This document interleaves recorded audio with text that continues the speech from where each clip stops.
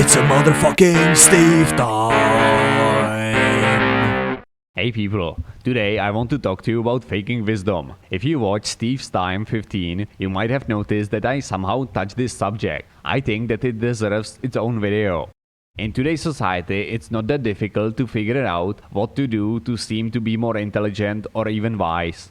Here are some pointers how to do it. You need to say that everyone is beautiful inside and it doesn't matter how people look like, because being interested in people's appearance is vain. Money is not as important as personal relationships. If you have a lot of people who loves you, you are truly rich. No matter what bad things happen to you, there are people who have it worse than you. And of course, you must act modest, no matter what you actually think of yourself.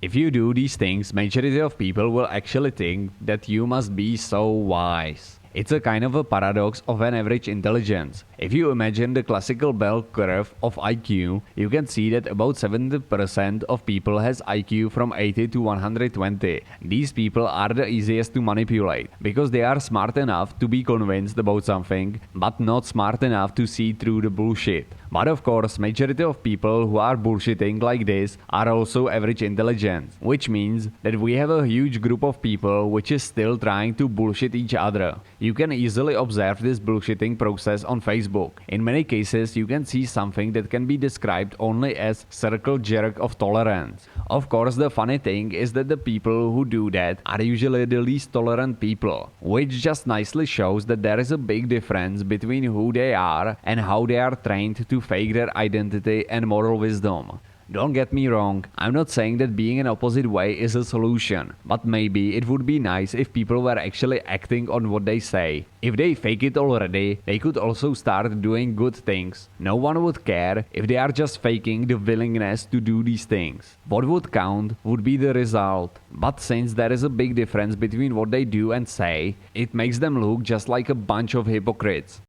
It's a motherfucking Steve time.